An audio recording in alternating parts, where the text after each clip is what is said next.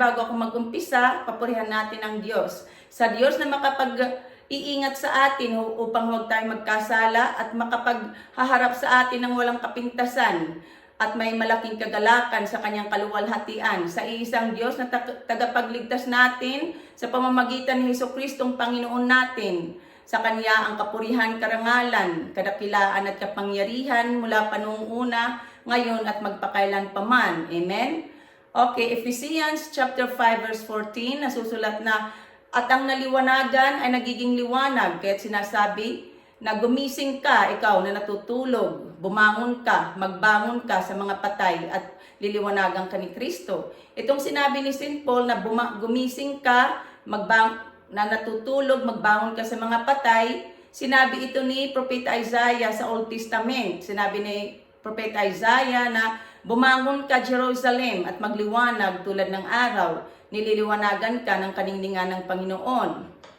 Okay, itong gumising ka, ikaw na natutulog, magbangon ka sa mga patay. Ang ibig sabihin ng natutulog or patay ay ang taong namumuhay gaya sa mga hintil. Ang mga hintil ay ang mga taong walang pananampalataya. Ang mga taong tulog ay ang taong namumuhay sa pakikiapid or sexual immorality, namumuhay sa karumhan, kalaswaan, kahalayan at pag-iimbot. Ang pag-iimbot ay or to covet, ito ay ang sobrang pagkainggit at pagnanasa sa mga bagay na nakikita sa kanyang kapwa. Ang mga taong laging naglalasing at mga taong tamad, iyan ang mga taong tulog na sinasabi sa Biblia. Mga taong walang pananampalataya at namumuhay sa pagkakasala.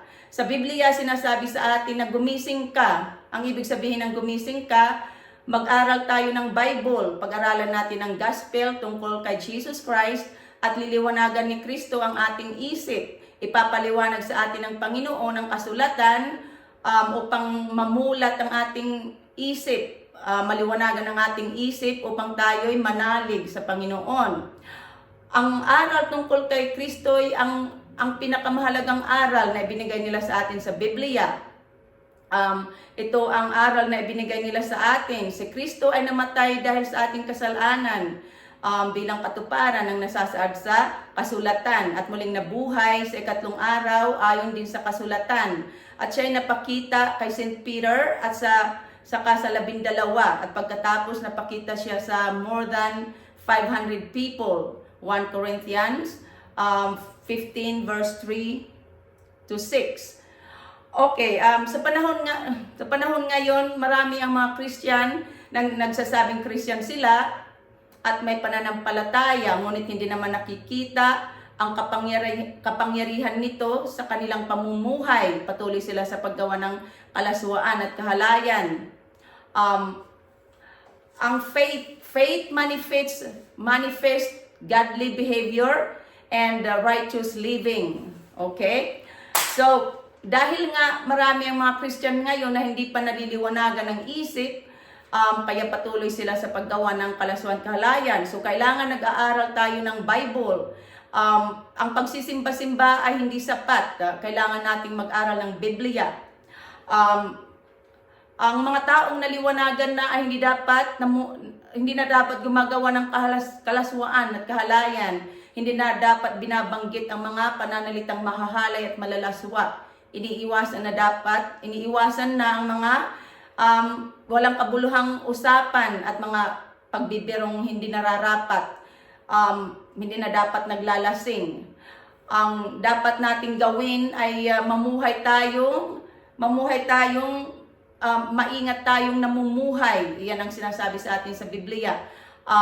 Sinabi ni St. Paul na mamuhay kayong matatalino, di tulad ng mga mangmang.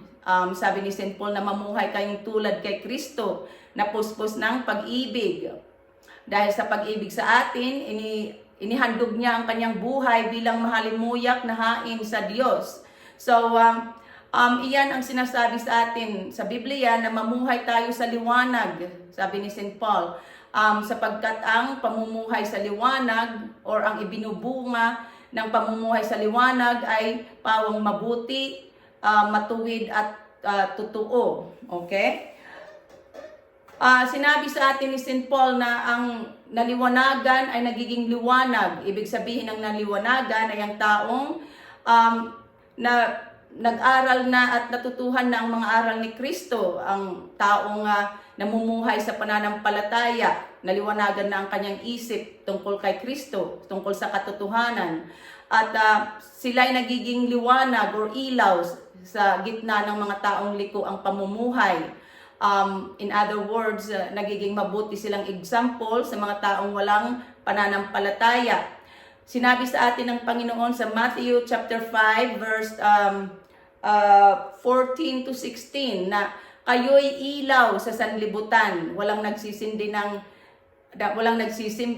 ng ilaw at naglalagay nito sa ilalim ng takalan. Sa halip ay nilalagay ito sa talagang patungan upang matanglawan ang lahat ng nasa bahay. Gayon din naman, paliwanagin ninyo ang inyong ilaw sa harapan ng mga tao upang makita nila ang inyong mabubuting gawa at luwalhatiin ang inyong amang nasa langit.